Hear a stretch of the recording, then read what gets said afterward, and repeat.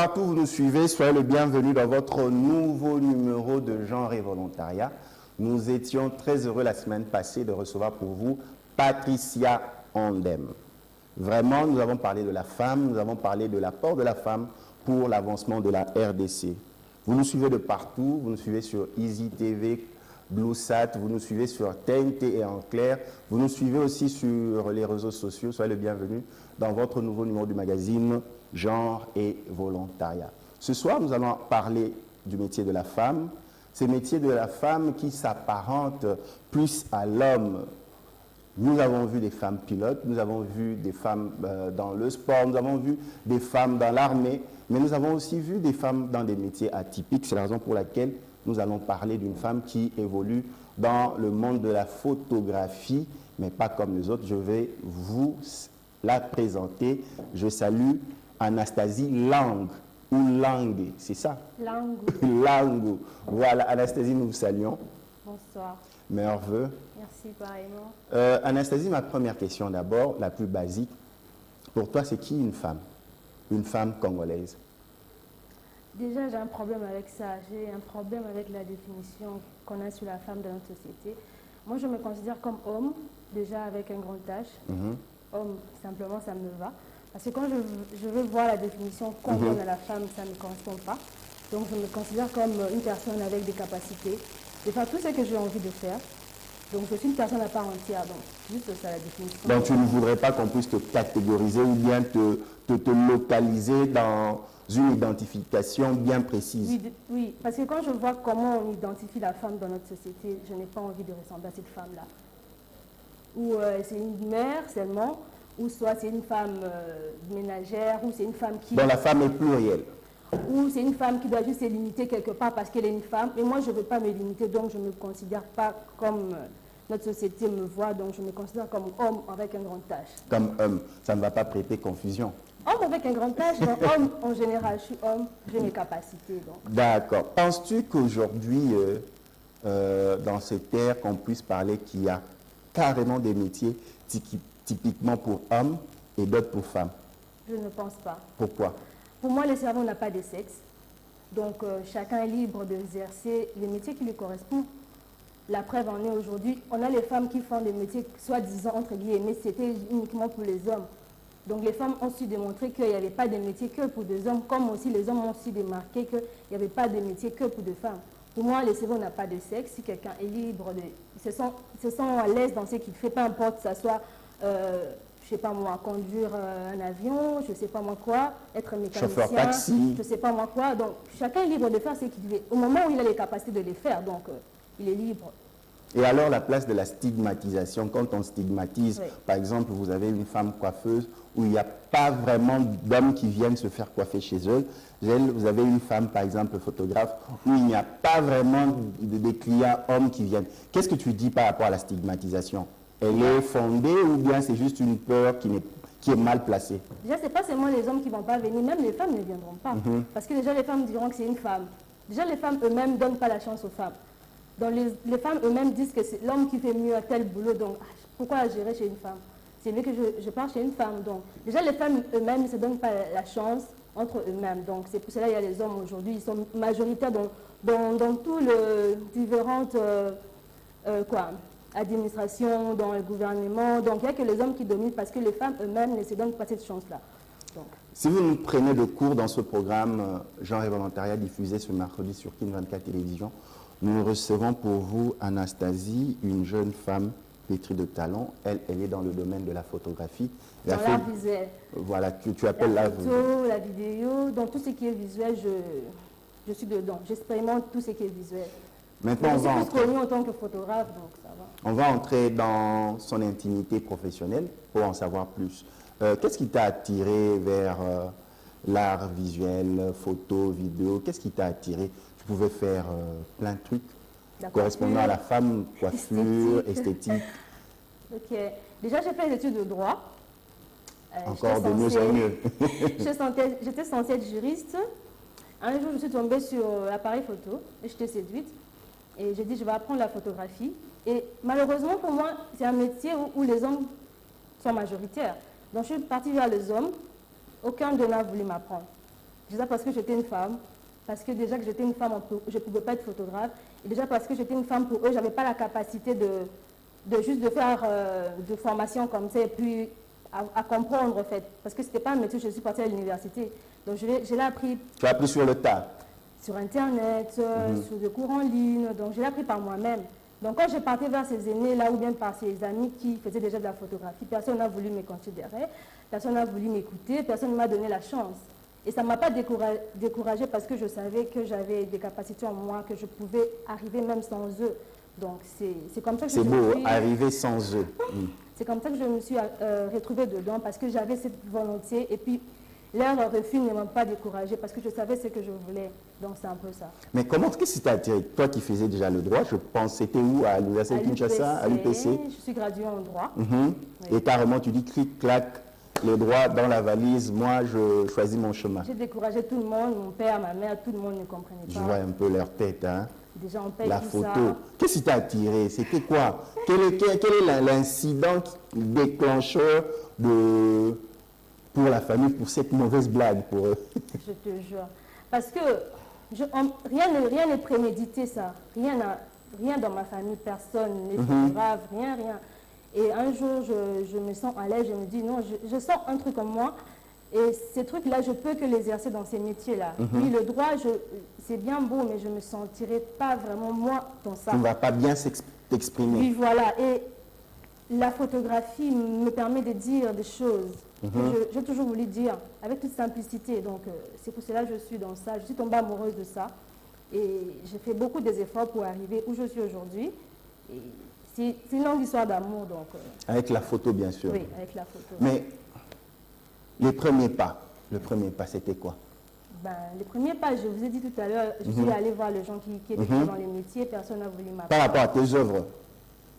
Parce qu'il faut des œuvres quand tu es dans... Non, pour commencer, tu poses quelle question? Comment j'ai commencé ou bien quand j'ai commencé déjà? Oui, qu'est-ce que tu as fait? Quelles sont tes premières réalisations? Oui. Donc déjà, j'ai commencé la photographie en 2016. En 2016, il n'y a pas longtemps. Hein. En 2016, je m'exerçais juste toute seule et j'ai créé mes photos. Je ne savais même pas pourquoi je les faisais, j'aimais juste les faire en fait. Et il y a un ami qui m'a mis en contact avec un aîné photographe qui organisait une exposition, une résidence de 1 mois, Joseph Moura. Et je suis allée le voir, j'étais sélectionnée, j'étais la seule femme à être sélectionnée. Et quand je suis arrivée là-bas, il nous a appris beaucoup de choses. Il m'a appris c'était quoi une démarche artistique, c'était quoi des photographies conceptuelles. Avant, je ne connaissais rien de tout cela. Et de là, je suis maintenant que je pouvais parler de sujets intéressants à travers mes photos. Donc, je faisais que des photos, que j'aimais faire des photos. Des fois, j'ai invité des gens dans mon studio, je faisais des photos avec eux. Des fois, j'allais dans la rue, je faisais des photos.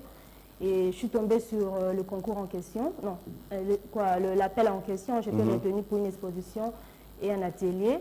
Et pendant ces 1 mois, j'ai su beaucoup de choses. On m'a appris c'était quoi une démarche artistique, c'était quoi des photographies conceptuelles et tout. Et je me sentais plus attirée sur les photographies conceptuelles qu'événementielles.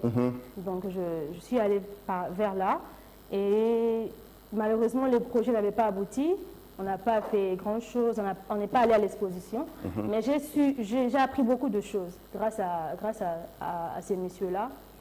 Et après, j'étais découragée, mais bon, je continuais à m'exercer, je continuais à faire la photographie. Et un jour, je suis tombée encore sur un autre atelier. Donc, c'était des ateliers comme ça qui m'intéressaient sur la photographie que je participais. Et en 2016, j'ai réalisé une œuvre que j'aime beaucoup, parce que c'est grâce à cette œuvre-là que beaucoup de gens ont compris ce que j'avais en moi, SOS. Et ça a été sélectionné en 2018 au Grand Biennale au Sénégal, en Dakar. J'ai exposé là-bas.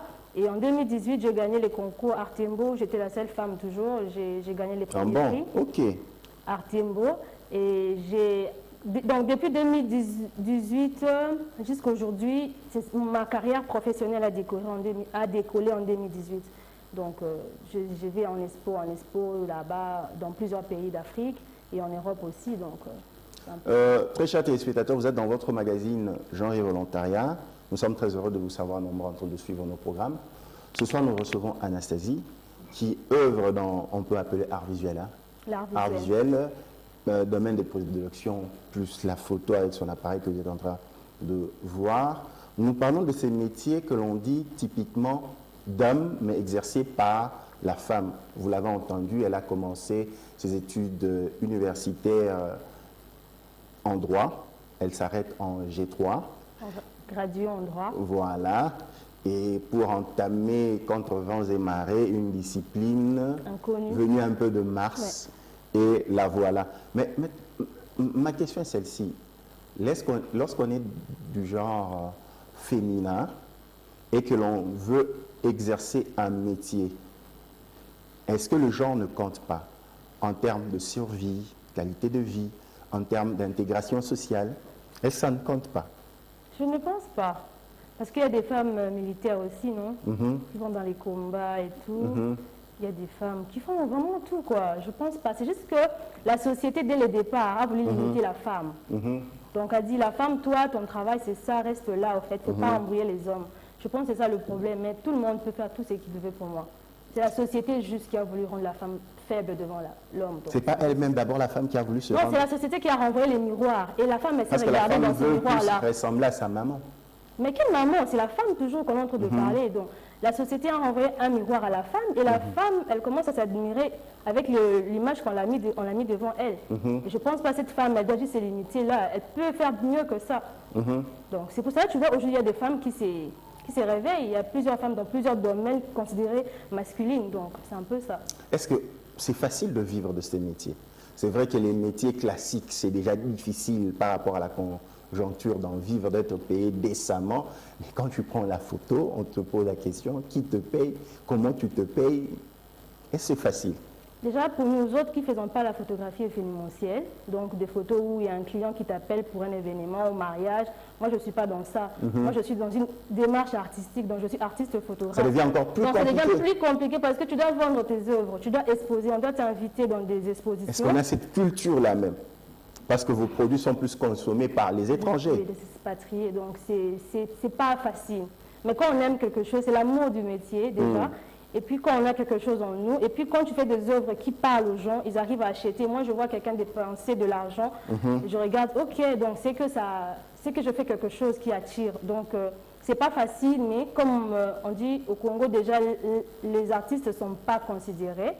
Les artistes ne vivent pas de leur métier, c'est difficile, mais quand tu es intelligent quand même, ou intelligent, tu arrives à créer des choses pour ressusciter. Mais donc, comment tu vis? Parce que même les parents se disent,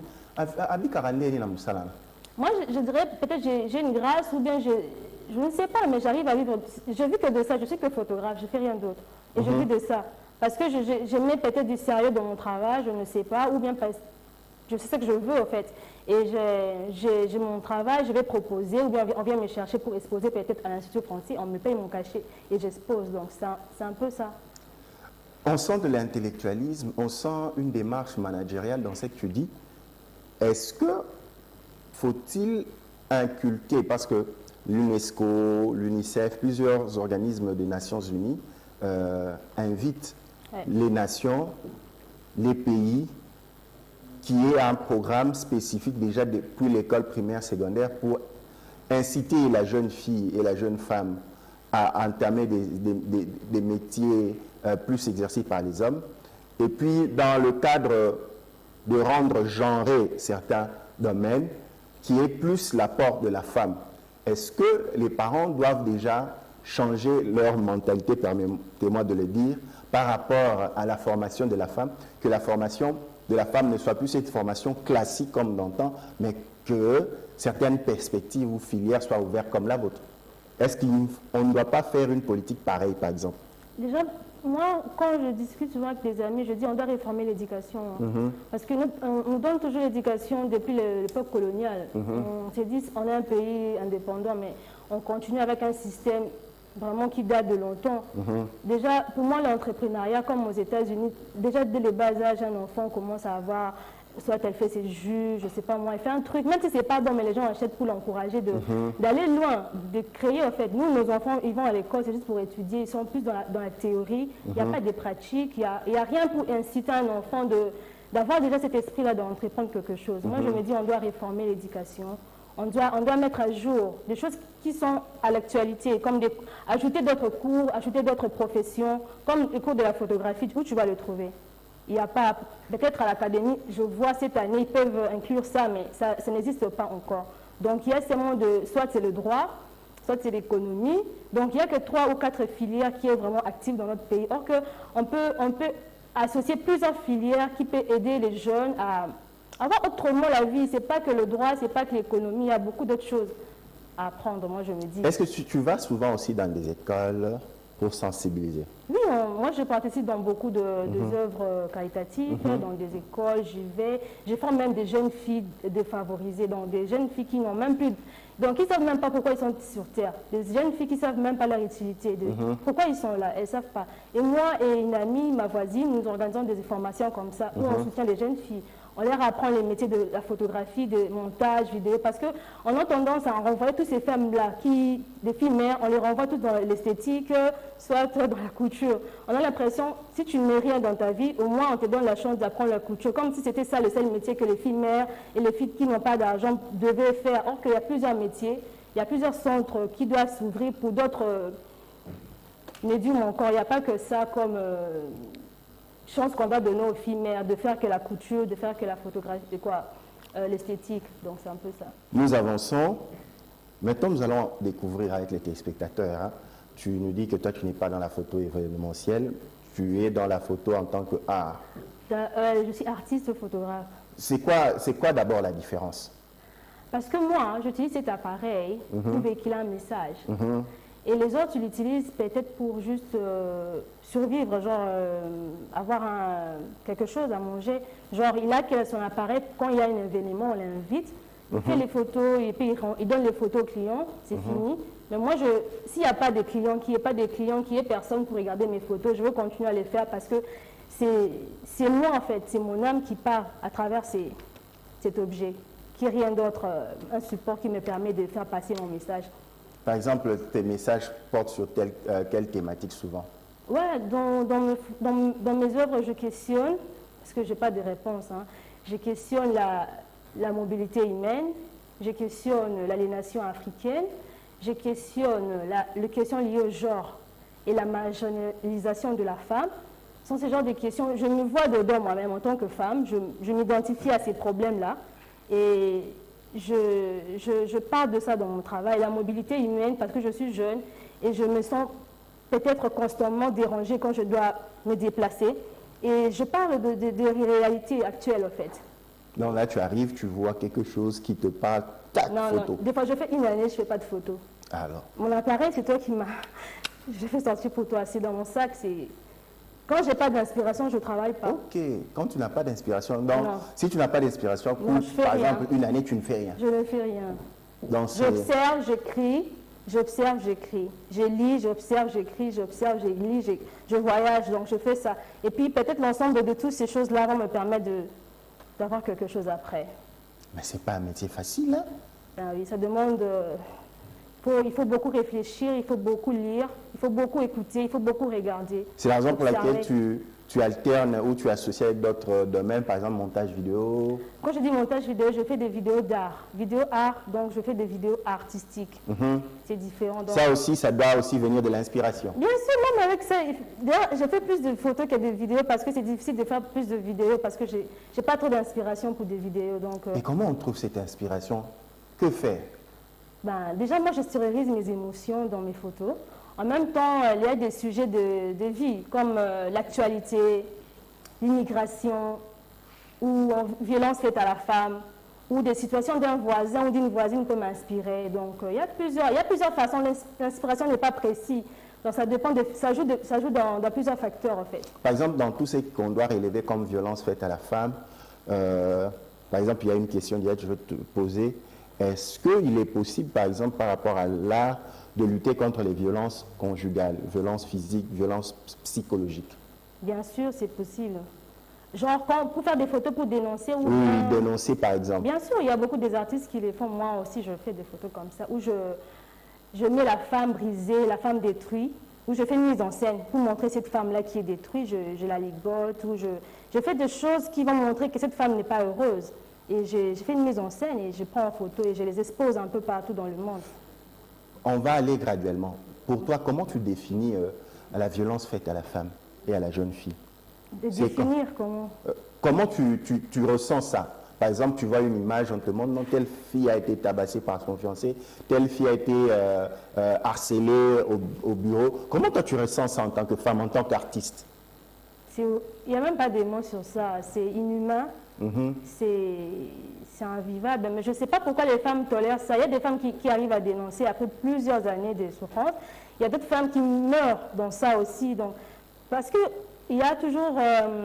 quand je rentre toujours dans la société, on a montré à la femme qu'elle était là d'être soumise à l'homme. La femme, c'est l'homme d'abord, c'est l'homme le chef. Tout ce que l'homme fait, tu dois suivre. Tout ce que l'homme te renvoie, tu dois accepter.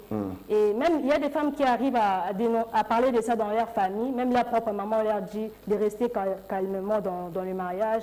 Parce que si elle est célibataire, qui va les épouser? Comme si la vie de la femme tournait autour du mariage, comme si la femme devait que se marier pour qu'elle soit heureuse, pour que la société puisse la respecter. Donc si tu n'es pas mariée dans cette société, on ne va pas te respecter. Et vu que la femme, elle est traumatisée par le regard, comment on va la regarder si elle a 30 ans, si elle n'est pas mariée, elle va s'engager avec un homme qui ne va pas la respecter, qui va la maltraiter. Elle n'a pas de choix pour fuir le regard de la société. Voilà, elle s'est dit, bon, je me case. Parce que là, si j'ai 30 ans chez moi, déjà, on va commencer à me regarder bizarrement. Donc, je dois me marier. Peu importe avec qui va venir. Je pars même. Est-ce qu'avoir 30 ans en tant que femme non mariée, c'est une honte? Oui, au Congo, oui. Au Congo, quand tu atteins déjà 28 ans, tu n'es pas mariée, on commence déjà à te regarder. Tu vois, il y a des dames à l'église en train de pleurer juste parce qu'elles n'ont pas de mari. Et tu vois, beaucoup de femmes, elles se laissent faire parce qu'elles n'ont pas confiance en elles. Elles relient leur vie au mariage. Elles relient leur vie à être une femme de quelqu'un. Elle n'a même pas sa propre vie. Elle n'a même pas sa propre identité. Et il y a des femmes qui ont une identité seulement si elle est mariée. Donc si moi je me marie aujourd'hui, je serai... Ce sont des dogmes de la société. Voilà. Et moi, je suis quelqu'un qui ne veut pas entrer dans ça. Et je sais pas. Tu veux casser les codes. Oui, je suis quelqu'un qui dit non, je me marierai quand je serai prête ou si j'en ai envie. Non, parce que j'ai 30 ans, qu'on me regarde bizarrement chez moi. Mais non, si je ne trouve pas la bonne personne, je vais aller et puis je vais me faire battre et je dois accepter parce que j'ai 5 enfants et je ne vais pas divorcer et tout et tout. Donc, c'est un peu tout ça. Le regard de la société joue un grand rôle dans la maltraitance de la femme. Donc, quelque part, la faute commence d'abord par la société. La société qui a introduit tout cela. Donc, je pense qu'on doit rééduquer la société, on doit rééduquer les choses. Donc, pour que les choses changent, on doit rééduquer la société pour moi. Comment interpeller la société? Comment faire pour sensibiliser la société? Parce que c'est pratiquement les mêmes choses qui reviennent. Ouais. Comment interpeller la société? Moi, je me dis, les artistes, l'art et la culture... Franck Fanon a dit, l'art et la culture doivent être au service de la libération d'un peuple. Et c'est un message très fort, parce que l'art a le monopole, je dirais, oui, monopole, oui, et la culture aussi de libérer tout un peuple. Parce que si les artistes et la culture, elle est forte aujourd'hui, je pense que beaucoup de choses vont changer. Si aujourd'hui les artistes véhiculent les messages, sans qu'on leur paye de l'argent, bien sûr, avec tout amour, de dénoncer avec leurs chansons, je ne sais pas moi, avec leurs films, je ne sais pas moi quoi, de parler de ces faits-là. Je pense que beaucoup de femmes prendront conscience, ne laisseront plus faire, je crois vraiment bien. Évidemment que les femmes vont changer, je crois forcément. Souvent, on te voit dans des rencontres des organismes humanitaires, dans des ambassades. Quand tu vas voir, par exemple, tu es invité auprès des organismes internationaux ou bien des ambassades, quel est le message que tu apportes en tant que femme pour ton métier et puis pour ton pays? Quel est le message? Parce que tu dois quand même laisser ton empreinte quand tu passes là. Qu'on sente que Anastasie Lungu était passée, elle était avec nous. Je dis, moi je suis artiste. Parce que tu es déjà une ambassadrice, hein? Oui, je suis artiste. Si je fais des photos qui véhiculent déjà un message, à quoi bon commencer encore à parler? Je ne sais pas moi comment. Donc tu préfères que tes œuvres parlent à ta place? Oui, si j'expose mes œuvres, que je suis là et je commence à dire des choses devant mes œuvres. Là au moins je peux parler, mais juste on m'invite quelque part, je commence à parler des sujets du pays. Non, je préfère que mes œuvres puissent parler à ma place. Tu préfères que les œuvres puissent parler à ta place. Les métiers dits d'hommes entrepris par des femmes, là nous avons une femme entrepreneur, hein, parce que tu travailles pour ton propre compte. Bien sûr. Dans ces femmes entrepreneurs qui avancent eux-mêmes, on reconnaît leur féminité, mais elles ne se laissent pas abattre elle voit la société de manière différente, vous le sentez, elle est libre, Anastasie s'exprime, donc elle n'est pas enfermée. Anastasie, nous avançons. Chacun a sa manière de définir le bonheur.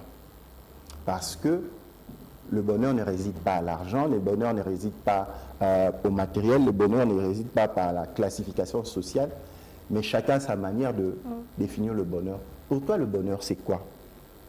Et c'est quand tu atteins le bonheur? Pour moi, le bonheur, c'est quand la personne arrive à se connaître. Connais-toi toi-même, c'est même ça le bonheur pour moi. Parce qu'il y a beaucoup de gens qui voient leur bonheur juste parce qu'il a un travail, ou parce qu'elle est mariée, ou parce qu'il a un truc qui le rend heureux. Imaginons que cette chose-là arrive à disparaître un jour, tu ne seras plus heureux. Donc moi, je crois que le bonheur est en nous, c'est en nous-mêmes qu'on doit ressentir ces bonheurs-là. Donc si tu n'es pas heureuse en toi-même, peu importe ce qui se trouve à l'extérieur ne te rendra jamais heureux. Tu vois, aujourd'hui, il y a des milliardaires qui se suicident, malgré l'argent, il n'est pas heureux. Pour moi, le bonheur, c'est l'accomplissement de soi-même. C'est quand on prend conscience de qui on est intérieurement et on arrive à exploser de l'extérieur, je crois. Selon toi, quand on prend dans la gente féminine actuellement, que ce soit d'ici ou d'ailleurs, quelles sont ces femmes qui t'inspirent? Dans le domaine artistique ou en général? En général, et même tu peux aussi choisir ton domaine aussi, mais en général tu dis, oui, cette femme m'inspire.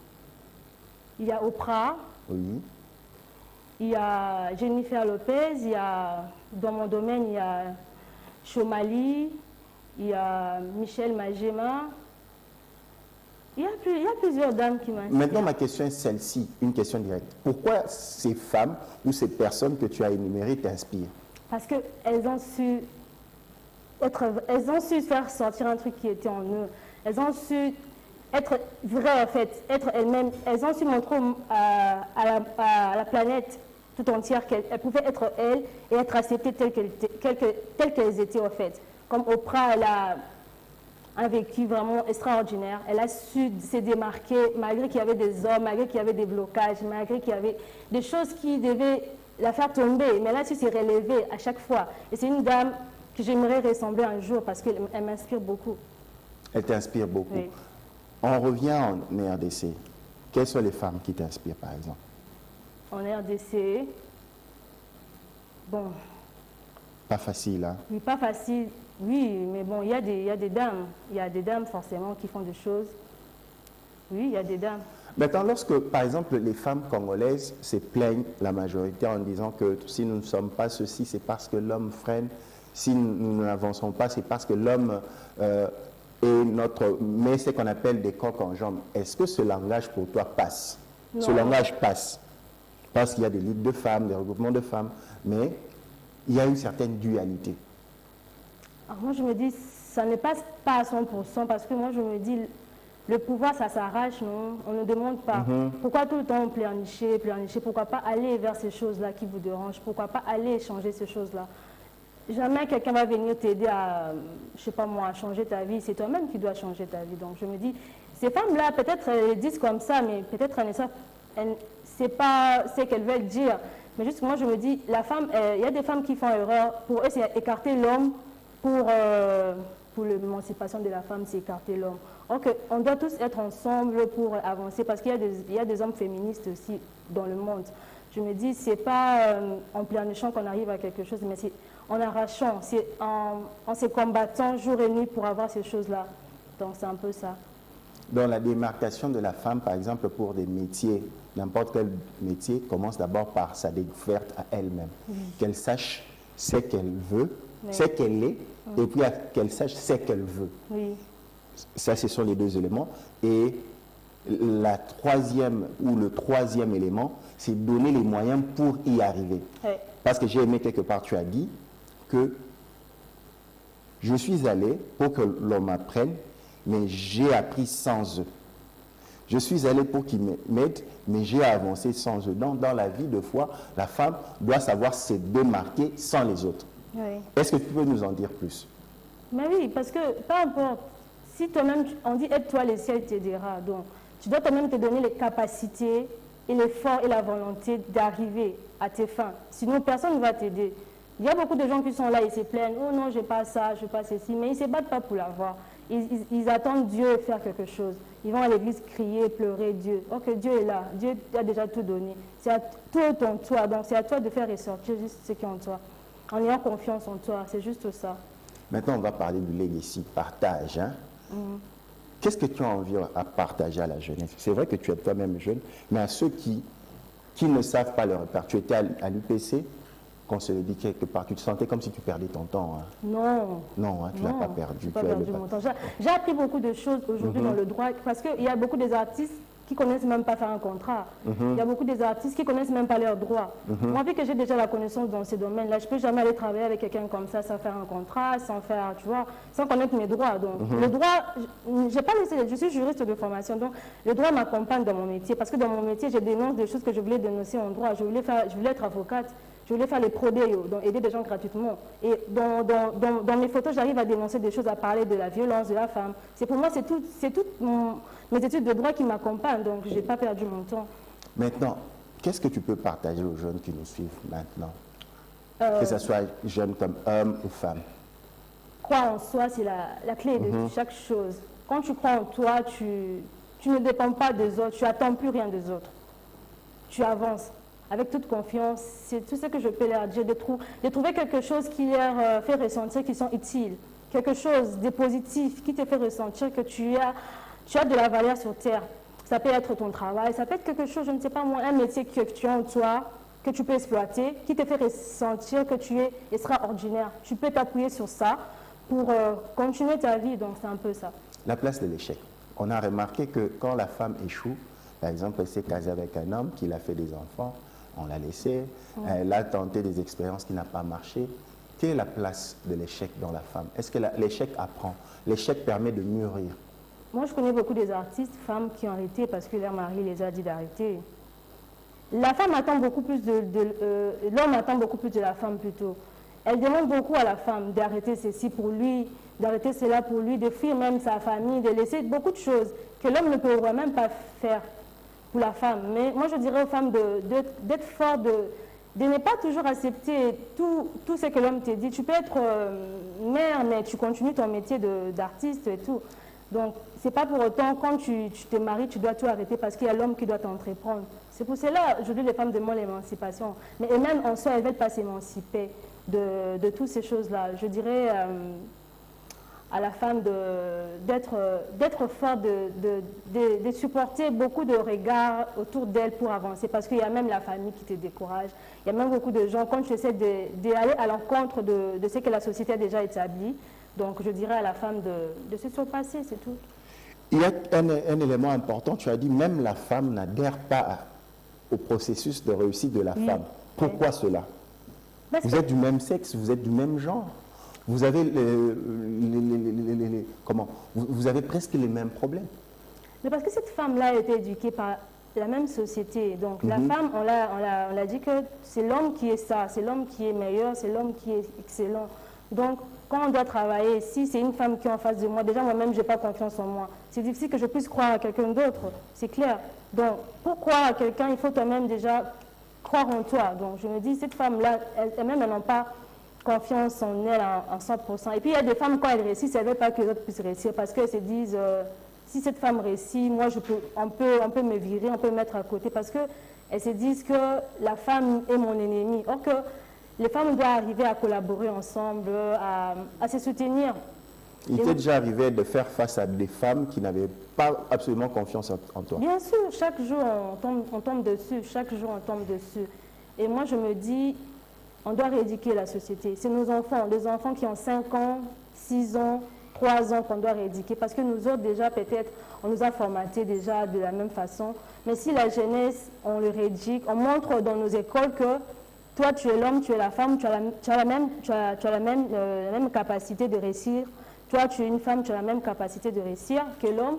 Je pense que nos enfants vont grandir avec beaucoup plus d'assurance, filles. Parce que beaucoup de filles aujourd'hui n'ont pas assez d'assurance en eux, parce que l'éducation qu'on les a donnée, on les a fait montrer que l'homme est plus supérieur à toi.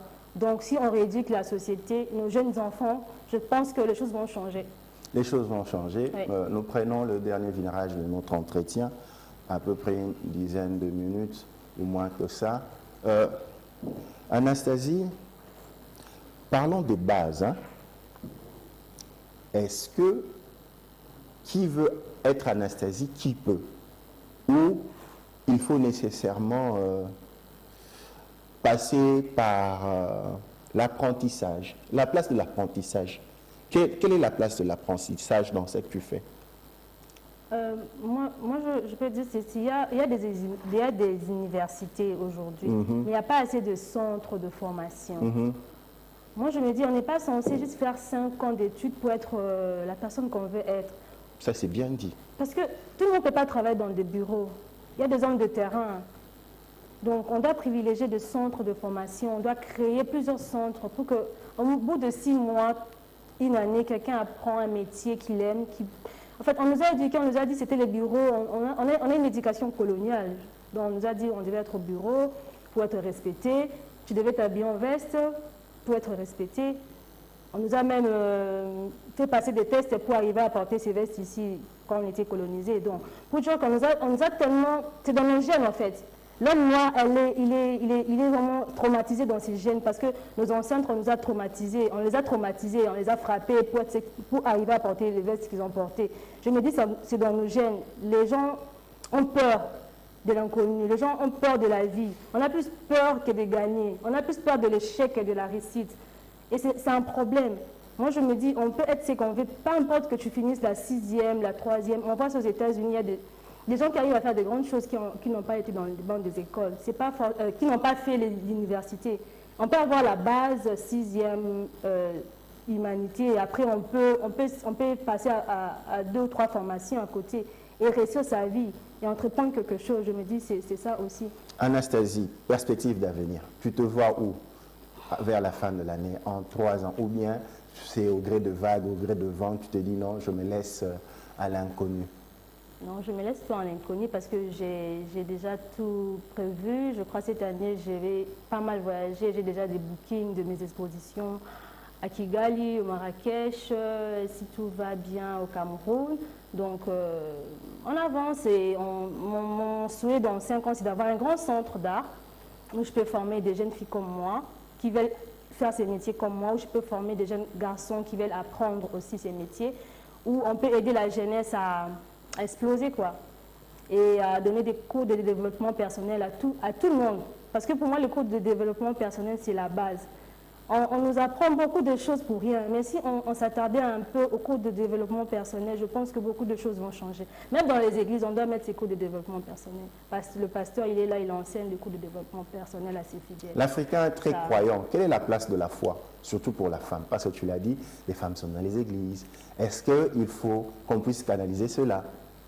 Oui, je me dis on doit les canaliser parce qu'il y a des gens qui vont à l'église mais qui n'ont même pas foi en eux-mêmes, qui ne croient même pas en eux. Donc je ne pense pas, l'église, ce n'est pas la foi. La foi, ça s'est nourri, c'est l'ensemble de beaucoup de choses, je me dis. Ce n'est pas l'église qui donne la foi, c'est que tu as en toi.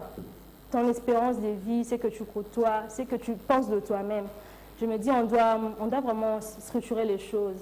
On doit aider beaucoup de gens à aller mieux parce qu'il y a beaucoup de gens qui sont malades, beaucoup de gens qui souffrent intérieurement. Et si je peux faire quelque chose pour eux, je ferai dans les années à venir, comme je dis, avec mon centre d'art et tout. Mais les temps sont difficiles. Mais comment tu fais pour t'en sortir? Parce que les temps sont vraiment difficiles. Travailler pour soi-même, c'est pas facile. Hein? Quand tu vas dans des coins de rue, tu verras des jeunes filles en train de papoter, mais toi tu sors, tu te dis non, Kigali, Cameroun, ainsi de suite. Tu t'y prends comment? Ben, je dis c'est la volonté et la passion. Quand on aime quelque chose, on est prêt à tout. Et ces métiers m'ont beaucoup donné. Parce que j'ai beaucoup donné à ces métiers aussi. Tu as beaucoup sacrifié aussi. J'ai beaucoup donné. Rien ne vient par hasard. Tout est dû à quelque chose. C'est parce qu'on a travaillé. C'est parce qu'à un moment de sa vie, on s'est dit non, je me concentre sur tel point de choses. Et quand on dit les mêmes choses, produisent les mêmes effets. Quand tu travailles, tu auras toujours le résultat de ce que tu as fait.